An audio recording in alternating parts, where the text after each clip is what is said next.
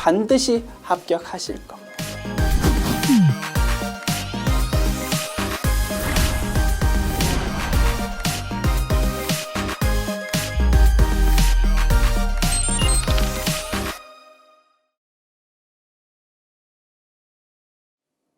안녕하세요. 전산회계 1급 특별회차 이론편 보겠습니다.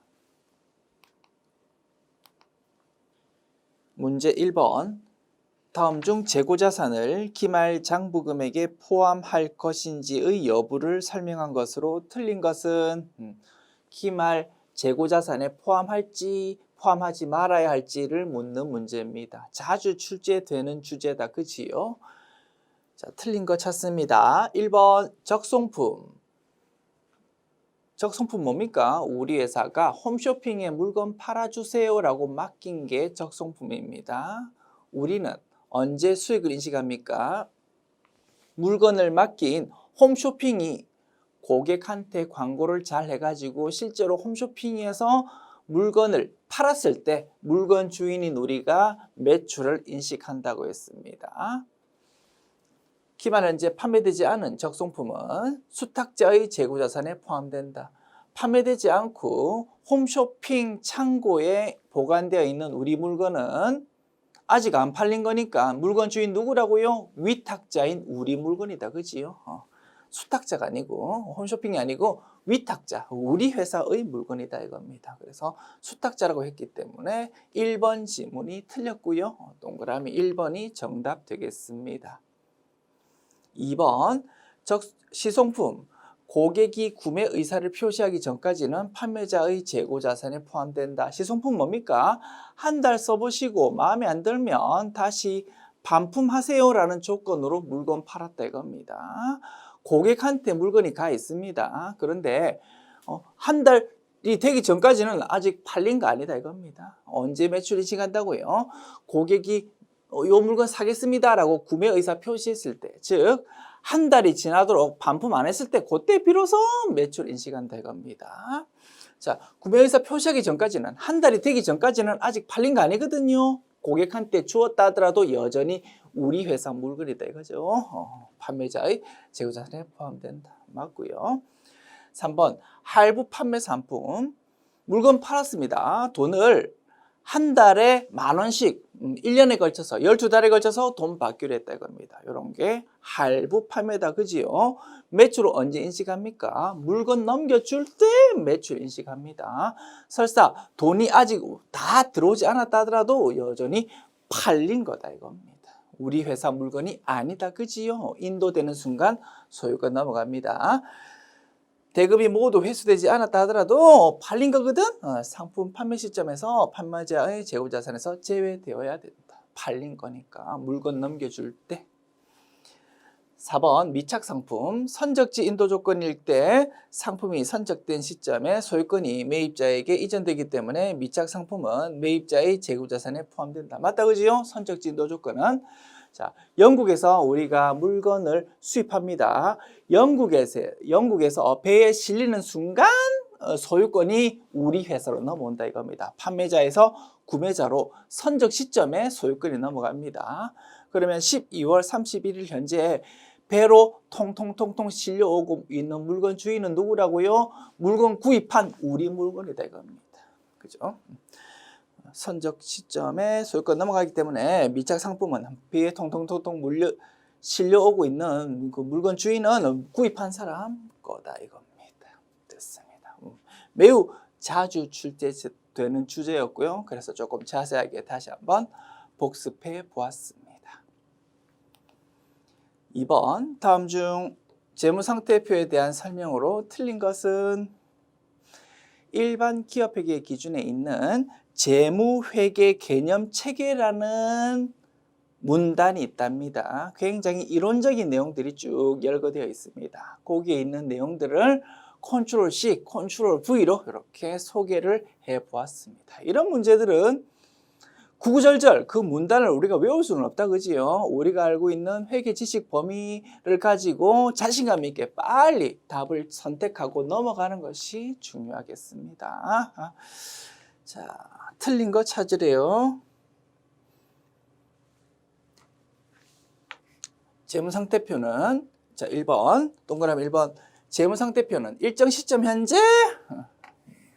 기업 실체의 재무상태에 대해서 정보를 제공하는 보고서고 구성요소는 자산, 부채, 자본이다. 그지요? 2번 자산에 내재된 미래의 경제적 효익이란 참 어려운 말이다. 그죠? 미래에 돈 들어온다 이겁니다. 직접 또는 간접적으로 기업 실체의 미래 현금 흐름 창출에 기여하는 잠재력을 말한다. 엄청 이론적인 용어들이 막 쏟아지는데 그지? 왠지 맞을 것 같다 이겁니다. 그죠? 우리가 알고 있는 자산의 정의와 유사하다 이겁니다. 우리 회사가 가지고 있는 돈, 재산 또는 받을 돈 이런 것들이 자산이고요. 조금 이론적으로 풀었으면 앞으로 미래에 돈이 들어올 거를 말한다 이겁니다. 3번 기업 실체의 자산은 미래에 발생할 것으로 예상되는 거래나 사건만으로도 취득이 가능하다. 뭐 이런 말은 우리가 생각해 본 적이 없다. 그죠? 넘어갑시다. 4번 자본은 기업 실체의 자산에서 부채를 뺀 거다. 그죠? 그래서 다른 말로 순자산이라고 한다고 했습니다. 기업 실체의 자산에 대한 소유주의 자녀 청구권이라는 용어도 굉장히 이론적으로 중요하다고 했다. 그죠? 그래서 이것도 맞는 내용입니다. 그래서 1번, 2번, 4번 지문은 맞는 거 우리 판단할 수 있겠다. 그죠? 그래서 답은 3번이겠구나 라고 선택하고 넘어가시면 되겠네요. 됐습니다. 아시겠죠? 우리가 하나하나 분석해 보지 않았던 문장이 이렇게 소개될 수 있습니다. 일반 기업회계 기준이 얼마나 방대합니까? 그죠? 그 중에서 문단을 이렇게 그대로 소개할 수 있다 이겁니다. 우리가 알고 있는 키포인트 가지고 열심히 판단하고 넘어가면 되겠다. 기업회계 기준에 보면 이러한 문장이 있답니다. 자산으로 인식하려면 기업회계 기준에서는 3가지로 분석하고 있답니다. 과거, 현재, 미래. 과거 사건의 결과로 현재 우리 회사가 다른 회사로부터 돈 받을 권리가 있어야 된답니다. 그리고 그에 따라서 미래의 현금 흐름이 들어와야 된답니다. 미래 경제적 효율이라고 표현하더라고요. 이렇게 과거, 현재, 미래로 이렇게 자산의 정의를 분석하고 있답니다.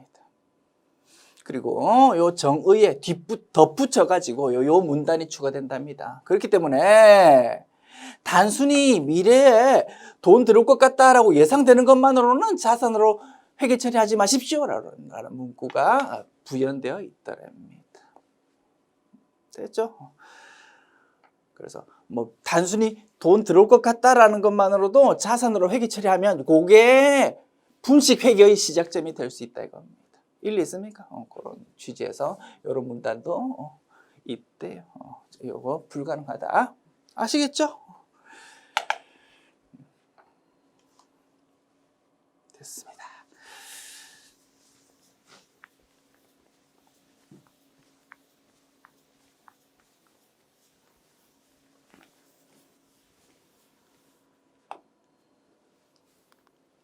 문제 3번 봅시다.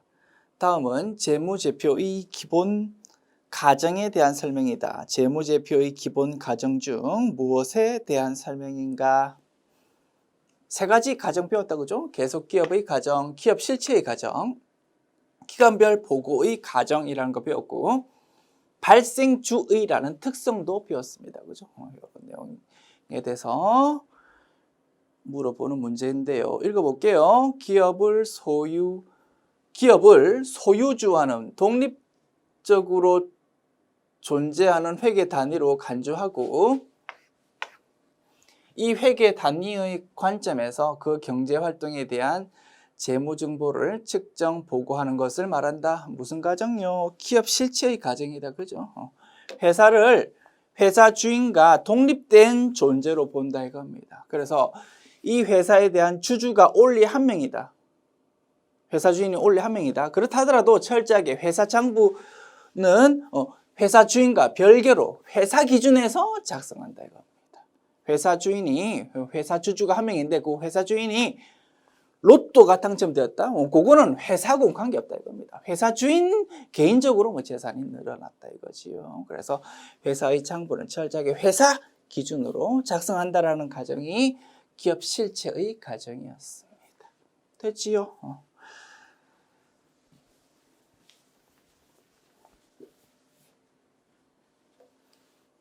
문제 4번. 다음 중 무형자산에 해당하지 않는 것은 어업권, 산업재산권의 하나다, 그죠? 맞고요. 개발비 맞고, 컴퓨터 소프트웨어 맞다, 그죠? 4번 임차보증금이 아니네요. 임차보증금은 기타 비유동 자산이었습니다. 우리가 건물이 필요한데 우리 건물이 없습니다. 남의 건물 세를 든다 이겁니다. 임대차 계약 체결을 하는데 자, 월세 나중에 따박따박 줄 건데 그 전에 월세 계약하기 전 하려면 보증금을 주어야 된다 이겁니다. 그런 거를 임차 보증금이라고 부른다 그죠? 돈 1억 원 주었다고요? 슬퍼할 필요 없습니다. 임대차 계약 2년 끝나고 나면 다시 돌려받을 겁니다. 그래서 자산에 해당하고 그 분류는 기타 비유동 자산이었습니다. 자, 우리 복습합시다. 무형 자산 중에서 임차 보증금 비슷한 이름의 항목이 하나 있었습니다. 임차 권리금. 그죠? 우리 실무에서는 프리미엄이라고 부른 거였다. 그죠? 어느 식당이 엄청 장사가 잘 됩니다. 유명세를 얻었다 이겁니다. 그 식당을 인수받고 싶다고요? 프리미엄 주어야 됩니다. 그 프리미엄은 누구한테 주는 거라고요? 전에 장사하던 주인한테 주는 겁니다. 전에 장사하던 주인이 건물 주인은 아니다, 그죠? 그 사람도 그 건물에 세를 들어 살던 사람입니다. 그렇다 하더라도 그 전에 장사하던 사람한테 돈 준다라는 의미에서 임차인한테 주는 권리금, 임차 권리금이라고 부르더라. 실무에서는 프리미엄이라고 부른다. 이런 거는 뭐에 해당한다고요? 무형자산에 해당한다 이거. 이름만 보면 비슷비슷하다 그죠? 그러나 전혀 의미는 달랐습니다. 임차 보증금은 기타 비유동자산, 임차 권리금은 무형자산. 복습해 보았습니다. 지울게요.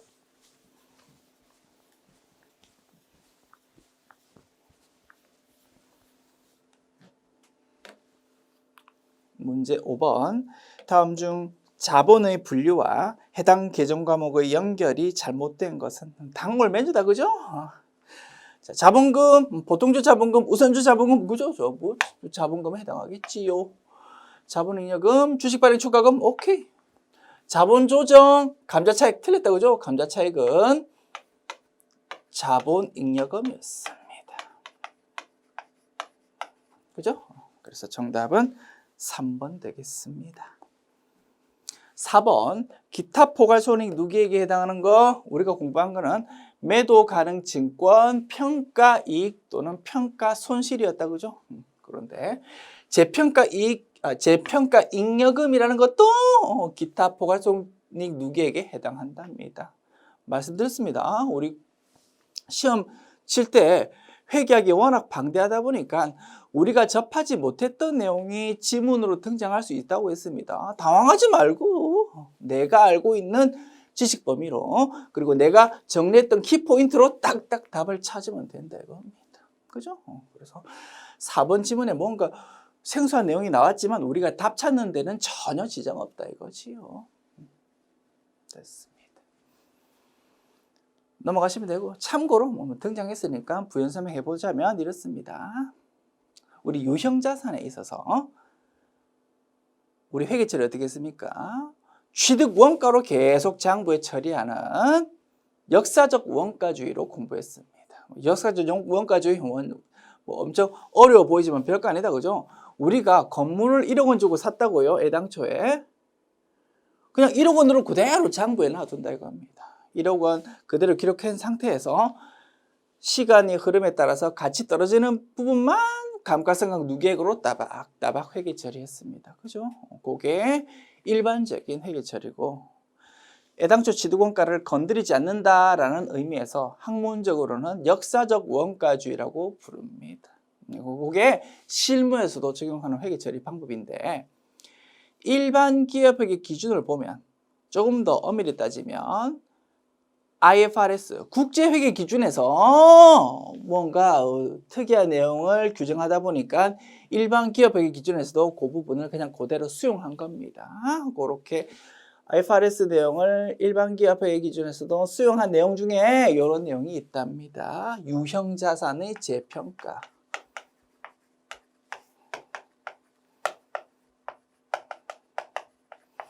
자, 우리는 재평가 안 한다, 그죠? 역사적 원가주의로 처리한다 이겁니다. 유형자산에 대해서. 자.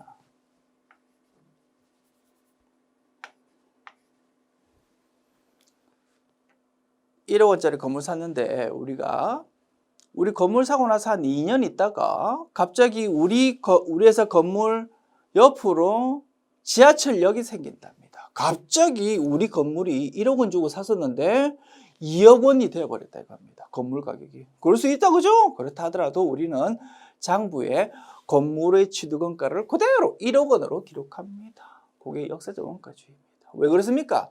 우리 회사는 그 건물 팔아먹으려고 산 거 아닙니다. 영업활동에 사용하려고 구입했다고 합니다. 그리고 우리 회사 영업활동은 계속 진행된다고 했습니다. 계속 기업의 가정. 그렇기 때문에 1억 원 주고 산 건물이 설사 2억 원 또는 3억 원이 되었다 하더라도 우리는 그 건물을 영업활동에 사용할 거기 때문에 유형자산이라는 것이 영업활동에 사용하기 위해서 취득한 자산이다, 그죠? 그렇기 때문에 1억 원으로 장부에 기록하고 나중에 2억 원 또는 3억 원으로 실제로 팔아먹었을 때 유형자산 처분 이익이라는 걸로 장부 기록하면 된다 이겁니다. 되죠? 이렇게 처리하는 게 원칙인데 유형자산에 대해서 재평가라는 것도 허용을 하고 있거든요. 이것도 선택할 수 있다고 합니다. 요 방법을 선택을 하면 실제로 건물을 팔아먹기 전이라 하더라도 유형자산에 대해서 애당초 1억 원 취득했는데 건물값이 2억 원 올랐습니다라고 처리할 수 있답니다. 그거 허용하고 있다라는 것이고요. 다만 회사는 요 방법으로 선택할 건지 1번 방법, 2번 방법으로 선택할 건지를 딱 미리 우리 회사 유리한 방법으로 그때 바꾸면 안 됩니다. 우리 회사는 요 방법입니다. 우리 회사는 저 방법입니다를 딱 채택해가지고 재무제표 작성할 때 주석에다가 딱 기록을 해야 된답니다. 장난치지 말라 이겁니다. 그래서 만약에 아주 외의적인 요 방법을 내가 채택했다고요? 그러면 올해만 재평가하면 되는 게 아니고 해마다 재평가 작업을 해야 됩니다. 우리 마음대로 재평가할 수 있겠습니까? 안 됩니다. 객관적인 외부 기관 감정평가사라고 들어보았습니까? 감정평가 법인에 돈 주면서 수수료 줘가면서 매년마다 유형자산에 대해서 재평가를 해서 회계 처리해야 됩니다. 가치가 늘어났는지 줄어들었는지. 감정평가 수수료가 꽤 비싸거든요. 그리고 해마다 결산하는 것만 해도 정신이 하나도 없는데 그 와중에 감정평가까지 매년 받는다고요? 오버 중에 오버죠. 그래서 실무에서는 거의 적용하는 사례가 없는데 저는 과감하게 0%라고 말씀드립니다. 거의 없는데 어쨌든 기업회계 기준에서 IFRS에서 이런 규정을 규정하고 있기 때문에 일반 기업회계 기준에서도 수용은 하고 있더라 이겁니다. 그래서 만약에 이런 예외적인 방법으로 회계 처리할 때는 이제 이런 회계 처리가 있을 수 있겠지요. 건물을 1억 원 주고 샀는데 2억 원이 되었다고요? 그러면 차변에 건물 1억 원 자산의 증가, 대변에 이제 뭔가 회계 처리해야 되는데 그때 이름이 재평가 잉여금이다 이겁니다. 재평가 잉여금 이렇게 처리하고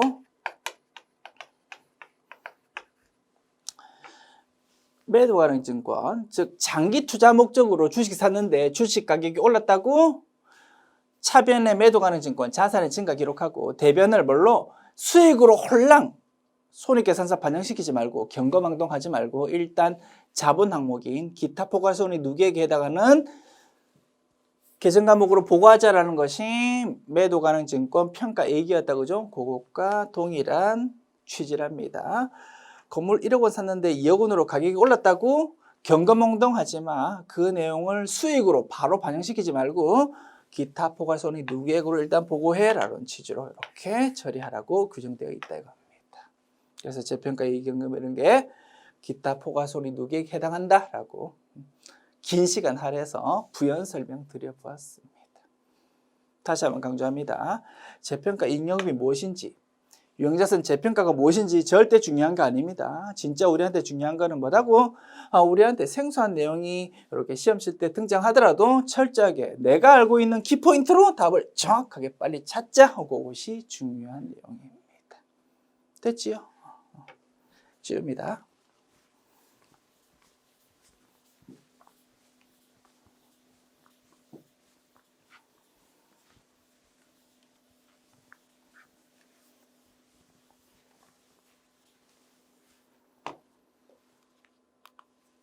6번. 다음은 회계상 거래의 결합관계를 표시한 것이다. 옳지 않은 것은 자, 단골 매니저 그죠? 자, 분개를 해서 결합관계 분석하는 겁니다. 1번 사무실 청소비 30만 원을 현금 지급했다. 차변에 수수료 비용 뭐 이런 거 처리하면 되겠다 그죠? 비용의 증가 대변 현금 자산의 감소 비용의 증가 비용의 증가를 비용의 발생이라고 표현한다 그죠? 오케이. 자산의 감소 맞습니다. 2번 책상을 100만 원에 현금 구입했다. 차변에 비품 자산의 증가 대변 현금 자산의 감소 자산의 증가인데 그죠? 감소라고 되어 있고 대변의 자산의 감소는 맞네요. 그래서 차변 쪽 분석이 틀렸다 이겁니다. 정답은 2번 3, 4번 마저 확인할까요? 3번 상품을 90만 원에 현금으로 매출했다. 차변의 현금 자산의 증가 대변 상품 매출 수익의 증가 수익의 발생이라고 표현했다 그죠? 오케이. 차변의 자산의 증가 4번 관리부 직원의 결혼 축의금 10만 원을 현금으로 지급했다. 차변의 복리후생비 비용의 증가 대변의 현금 자산의 감소 그죠? 맞습니다. 지울게요.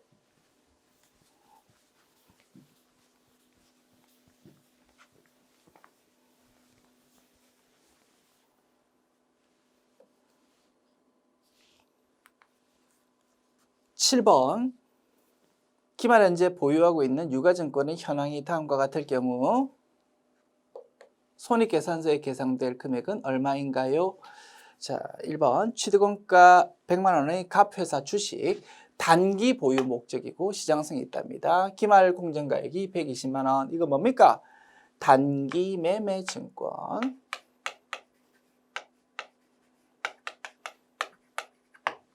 그 다음 두 번째요. 취득원가 900만 원의 을회사 주식 장기 투자 목적이고 시장성이 있고요. 기말 공정가액 850만 원. 이거는 매도 가능 증권입니다.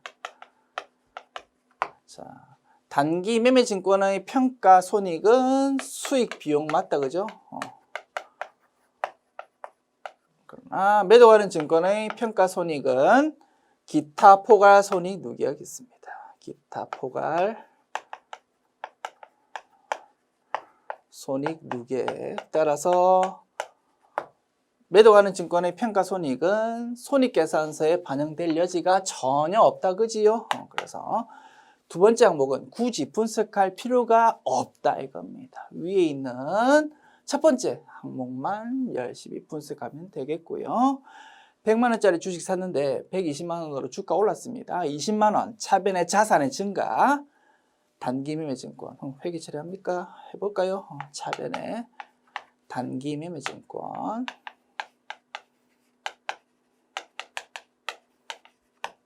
그죠? 200만 원 20만 원 그죠? 그리고 대변의 단기 매매 증권 평가 이익이고 요거는 수익이다 이겁니다. 그래서 이 부분은 20만 원이라는 부분은 손익계산서로 간다. 그죠? 그래서 손익계산서 기록될 금액은 20만 원입니다. 동그라미 2번이 정답 되겠습니다. 두 번째 항목을 굳이 분석한다면 900만 원짜리가 850만 원 되었으니까 50만 원만큼 자산이 감소되었다. 그죠? 대변의 매도 가능 증권, 차변의 매도 가능 증권 평가 손실 50만 원을 기록하겠지만 그 내용은 손익계산서에 전역하지 않는다 이겁니다. 됐지요? 지울게요.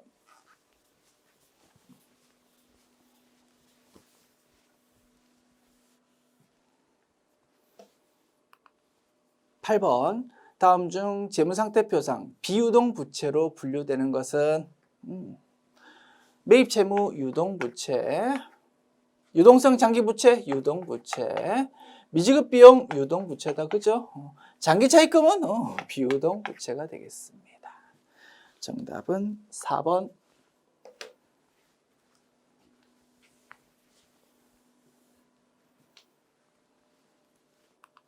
9번 다음의 제조경비 항목 중 단기 원가의 계산 방식이 다른 하나는 수선비, 운반비, 외주 가공비, 감가상각비.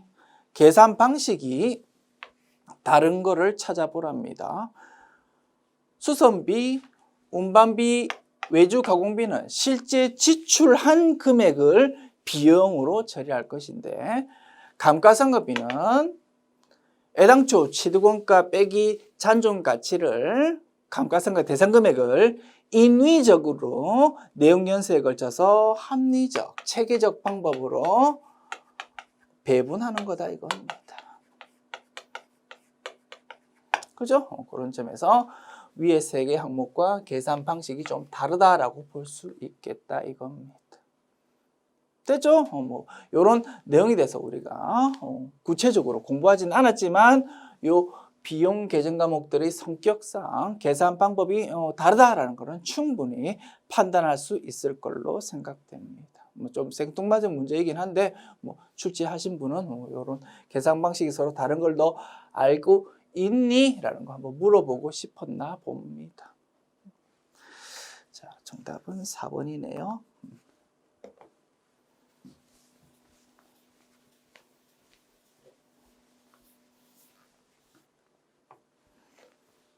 문제 10번 주식회사 서울의 단기 직접 재료비는 6만 원이고 제조 간접비는 99,000원이다. 주식회사 서울의 직접 노무비는 가공비의 10%에 해당하는 경우 단기의 직접 노무비는 얼마인가요? 이것도 좀 신고문인 것 같습니다. 자, 가공비라는 것이 무엇입니까? 직접 노무비 플러스 제조 간접비입니다.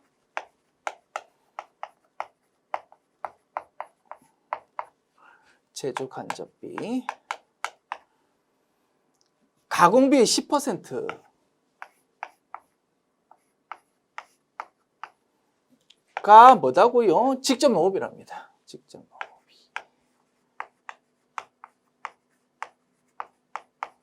이제 방정식 세우는 거죠. 자, 제조 간접비 99,000원이랍니다.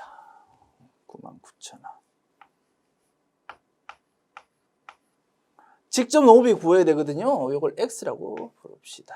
X는 X 플러스 99,000원 곱하기 10%랍니다.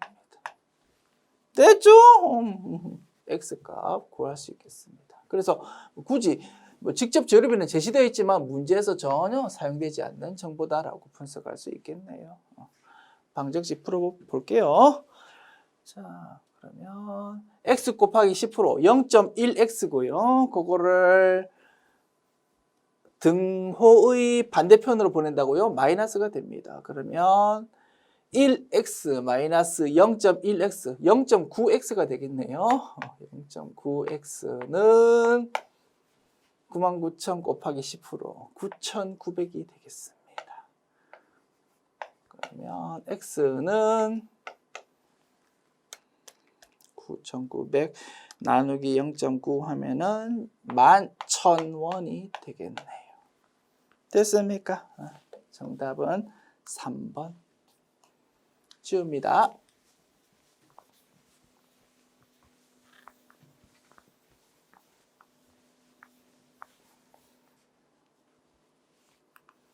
문제 11번.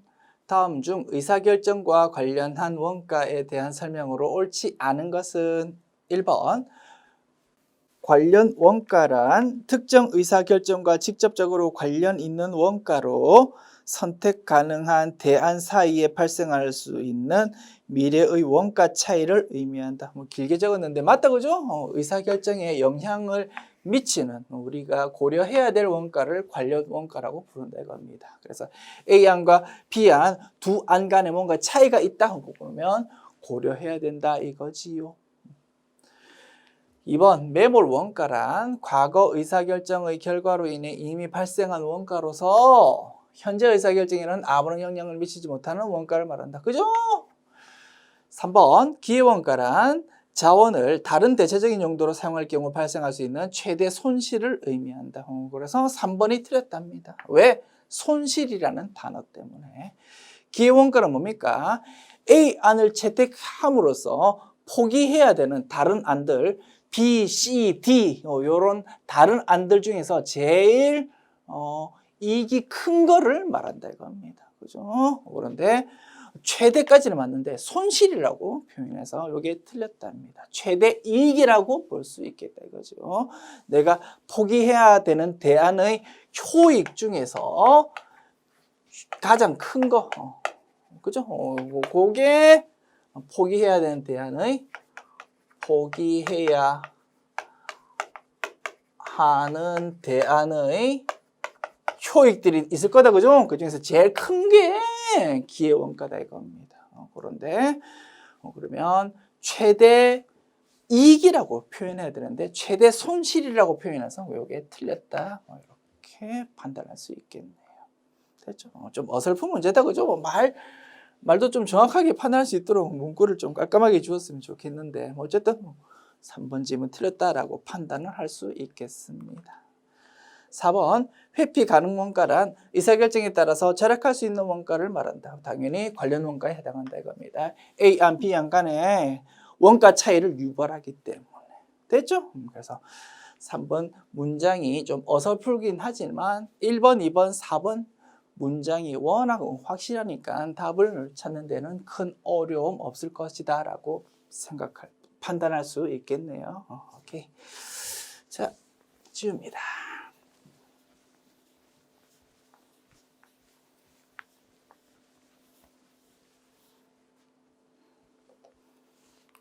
문제 12번. 개별 원가 계산과 종합 원가 계산의 차이점을 설명한 것 중에서 틀린 것은 이것도 단골 메뉴다, 그죠? 자, 틀린 거요. 종합 원가 계산은 동종 제품의 연속 대량 생산에 적합하다. 맞고요. 2번 종합 원가 계산의 핵심 과제는 완성품 환산량 계산이다. 3번 개별 원가 계산은 공정별, 프로세스별이 아니고 개별 작업별. 영어로는 잡 오더다, 그죠? 주문 받았을 때, 그때 하나의 주문에 대해서 이제 열심히 원가를 계산한다 이겁니다. 개별 작업별로 원가를 집계 한다 이겁니다. 공정별, 프로세스별로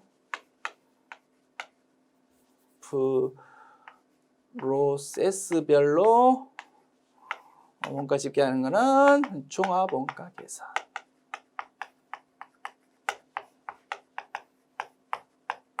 그래서 3번 질문이 틀렸다 이겁니다. 4번 개별 원가 계산은 종합 원가 계산에 비해서 제품별 정확한 원가 계산이 가능하다. 굳이 개별 원가 계산이랑 종합 원가 계산을 상대적으로 비교하자면 이렇다고 했습니다. 종합 원가 계산은 완성품 환산량이라는 평균화 또는 평준화 개념을 사용하기 때문에 계산이 조금 단순하기는 한데 정확도는 떨어진다 이겁니다. 그럼 바꿔 말하면 개별 원가 계산은 종합 원가 계산에 비해서 조금 작업은 어렵지만 조금 정확하다라고 볼 수 있겠다 이거지요.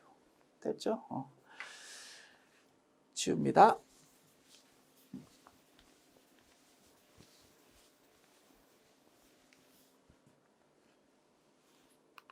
13번 다음 중 부가가치세법상 수정 전자세금 계산서를 발급할 수 없는 경우는 어느 것인가? 수정세금 계산서 공부했다고 그죠? 다양한 사유로 발급할 수 있었습니다. 자, 1번 처음 공급한 재화가 환입된 경우 매출 환입이다 그죠? 그러면 애당초에 환입 금액이 반영되기 전 총 매출액으로 세금계산서 끊었으니까 매출 환입된 부분은 과세 표준에 포함되면 안 된다 그죠? 그래서 매출 환입 부분만큼 마이너스 세금계산서 끊을 거다 이겁니다. 언제 날짜로? 오늘 날짜로. 2번 해당 거래에 대해서 세무조사 통지를 받은 후에 세금계산서의 필요적 기재사항이 잘못된 것을 확인한 경우 이때는 못 끊는다고 했습니다. 그죠? 뭔가 거짓부릉으로 세금계산서 끊었다가 세무조사 나옵니다 라고 통보받고 나서 미안 수정세금계산서 끊을게 라고 이렇게 얌체짓 하면 안 되겠다 이겁니다. 그래서 세무조사 통지 받고 나면 이제 수정세금계산서 못 끊는다고 했습니다. 그죠? 가산세로 처벌하겠다라는 취지일 겁니다. 그래서 2번이 정답 되겠지요. 어렵지 않죠? 우리 다 공부했던 내용입니다. 3번 착오로 전자세금계산서를 이중으로 발급했다? 당연히 수음세금계산서 끊어야 되겠죠. 그죠? 이중으로 끊었으니까 애당초 날짜로 돌아가가지고 둘 중에 한 장을 마이너스 세금계산서 다시 끊어야 될 겁니다. 4번 과세기간의 확정신고기한까지 경쟁할 것을 전혀 알지 못한 경우로서 필요적 기재사항이 착오 외의 사유로 잘못 적힌 경우 필요적 기재사항이 잘못 적혔는데 착오 외의 사유로 약간 고의성이 있는 상황이다 이겁니다. 그렇다 하더라도 수정세금계산서 끊을 수 있겠다 그죠? 자수해라 이겁니다. 다만 자, 착오일 때는 내가 단순 실수일 때는 언제든지 실수 발견했을 때 수정세금계산서 끊을 수 있는데 약간 고의성이 있는 착오 외의 사유일 때는 언제까지요? 확정신고 기한까지만 끊을 수 있다 이겁니다. 열심히 공부했던 부분이다 그죠? 기한까지. 그래서 확정신고 기한까지 수정세금계산서 끊는다는 말을 앞에 이렇게 문구를 붙였습니다. 됐죠? 그래서 답을 찾는 데는 큰 어려움이 없고요. 다만 우리 교재수로 갈 때는 조금 문장을 수정합시다. 되도록이면 출제하신 분 문장을 건드리지 않으려고 노력하는데 4번 동그라미 4번 문장은 도저히 그냥 넘어가기 힘들겠다 이겁니다. 출제하신 분 의도는 착오 외의 사유로 수정세금계산서 끊는데 언제까지 확정신고 기한까지 끊는 겁니다 라는 거를 의미하고 싶었나 봅니다. 그래서 맨 앞에 요 문장을 딱 요 문단을 끼워 넣었는데 문구를 열심히 읽어보면 이게 지금 착오 외의 사유로 필요적 기재사항이 착오 외의 사유로 잘못돼가지고 수정세금계산서 끊는데 이게 확정신고 기한까지 끊는다는 말인지 확정신고 기한 이후에 끊는다는 말인지 굉장히 이해하기 힘든 모호한 문구로 되었다 이겁니다. 회계, 세법 전공하시는 분들이 저도 마찬가지고요. 국어에 엄청 약합니다. 그죠? 그래서 이런 어설픈 문장이 지금 등장했고요. 자, 우리 교재수로 갈 때는 조금 이해하기 쉬운 문장으로 조금 수정해서 수록합시다. 자, 일단 1쇄 교재에서는요, 그냥 요 문장 그대로 소개되어 있고 2쇄 출근할 때는 조금 깔끔한 문장으로 수정할게요. 자, 여러분들도 학습하실 때는 요거 좀 제가 말씀드리는 부분으로 고쳐서 학습하십시오. 세법 내용이 중요하지, 그지? 뭐 이런 어설픈 문장을 어떻게 했을 것인지 우리는 국어 시험이 아닙니다. 그죠? 국어는 최대한 깔끔한 문장으로 소개가 되어야 되겠지요. 자, 그래서 일단 요 앞에 있는 어설픈 문구 이거 삭제합니다. 삭제. 이거 지워버릴까? 이렇게. 자, 문장 수정 들어갑니다. 자, 경정이 있을 것을, 아유, 이것도 경정할 것을 이러면 안 되거든요. 경정이 있을 것을 고칩니다. 자, 요 문장을 그냥 어설프게 지금 공사하려고 하니까 너무 힘드네. 다시 깔끔하게 적을게요. 동그라미 4번 문장을 이렇게 수정해서 학습하십시오. 경정이 있을 것을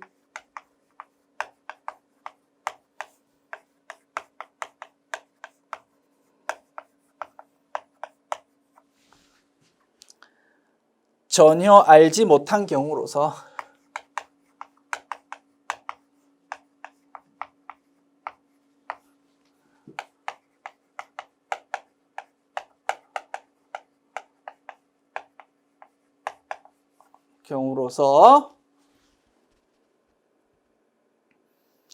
필요적 기재사항이 차교 외의 사유로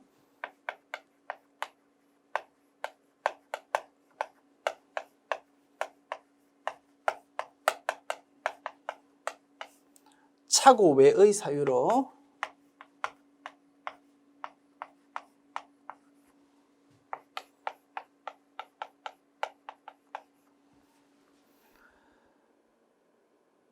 잘못 기재된 것을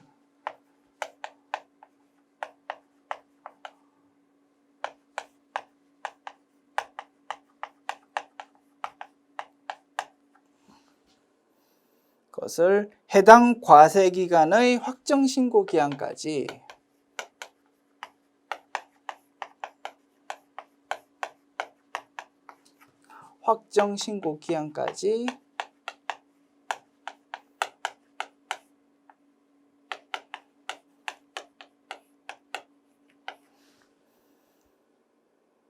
확정신고 기한이 되기 전에, 그죠? 기한이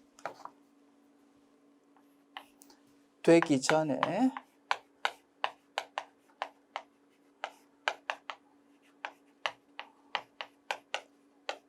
확인한 경우, 이렇게 좀 문장 길지만 이렇게 해야 우리가 알고 있는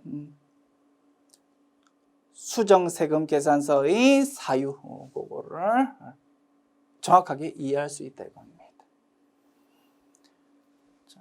경정이 있을 것을 미리 알면 안 됩니다. 그거 세무조사 통지받은 거하고 똑같다 이겁니다. 그래서 전제가 깔려야 된다, 그죠? 경정이 있을 것을 전혀 알지 못한 경우입니다. 세무조사 통지받기 전입니다. 자, 필요적 기재사항이 차고 외의 사유로, 고의성이 약간 있는 이유로 잘못 기재됐다 이겁니다. 그래서 이거 어떻게 하지? 자수할까 말까라고 고민하다가 언제까지? 해당 과세기간의 확정신고 기한이 되기 전에, 확정신고 기한까지 내가 자수한다 이겁니다. 그러면 수정세금에서 인정해 줄게라고 규정하고 있었습니다. 됐습니까? 그래서 동그라미 4번 내용을 이렇게 수정해서 학습해 주시기 바랍니다. 됐습니까? 지웁니다.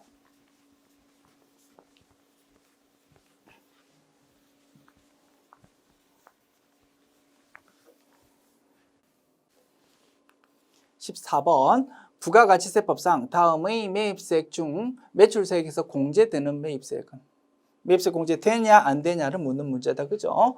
접대비 관련 매입세액 안 되고요. 토지 관련 매입세액 안 되고, 즉 토지의 자본적 지출 관련 매입세액을 의미하는 거다, 그죠? 면세사업 관련 매입세액 안 되고요. 그러면 정답 4번이겠다, 그지요? 과세사업용 화물차 구입 관련 매입세액, 비영업용 소형 승용차 관련 매입세액은 매입세액 공제 안 되는데, 화물차, 즉 트럭은 비영업용 소형 승용차 아니었다 이겁니다, 그죠?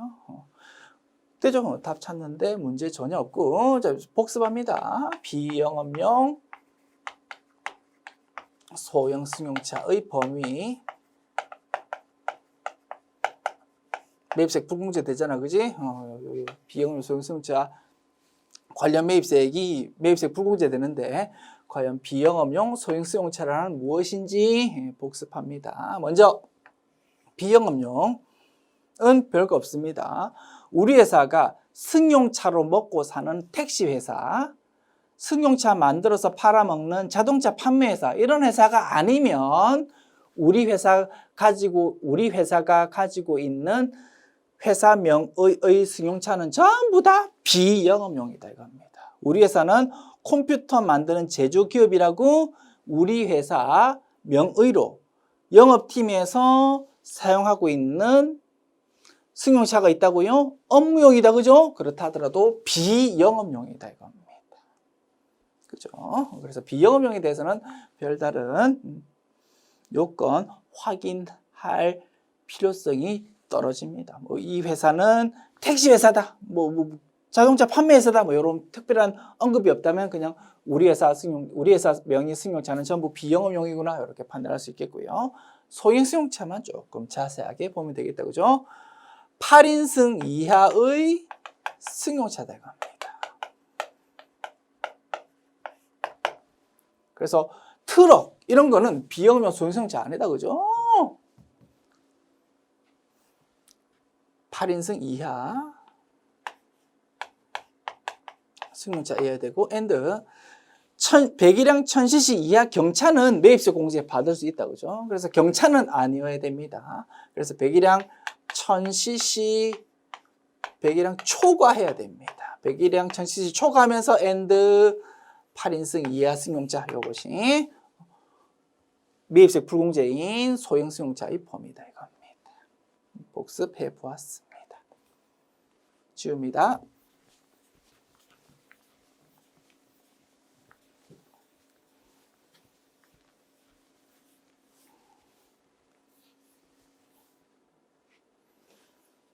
(15번) 다음 중 부가가치세법상 면세되는 재화 또는 용역은 면세 항목 찾으라는 거다, 그죠? 자, 광고 용역은 과세겠지요. 면세라고 언급 없었으니까, 그죠? 2번 인허가 받은 교육 용역, 요거는 면세 맞다, 그죠? 그래서 동네에 있는 뭐 수능 학원, 뭐 이런 것들, 수학 학원, 그죠? 이런 거 전부 면세였습니다. 다만 댄스 학원, 자동차 운전 학원은 제외였다, 그죠? 댄스 학원, 자동차 운전 학원은 과세였습니다. 자동차 학원보다 자동차 운전 학원 이렇게 하는 게 조금 더 정확한 문구가 되겠다, 그죠? 오케이. 그래서 2번 지문 맞고요. 3번 일반 의약품 판매 과세다, 그지요? 조제의약품, 약국 가가지고 처방전으로 조제하는 건 그거는 면세고, 바로 구입할 수 있는 바카스, 할명수, 그죠? 뭐 이런 일반 의약품은 과세였습니다. 항공기에 의한 여객 운송 용역, 여객 운송 용역이 기본적으로 면세이지만 택시, 비행기, KTX 뭐 이런 것들은 전부, 그다음에 우등 고속버스 뭐 이런 것들은 과세였습니다. 그래서 차포 떼고 나면 남는 게, 면세가 적용되는 게 마을버스, 시내버스 뭐 이런 거 몇 개 없었다 이겁니다. 항공기 과세 됐습니다. 그래서 면세는 동그라미 2번이었고요. 정답 2번 되겠습니다.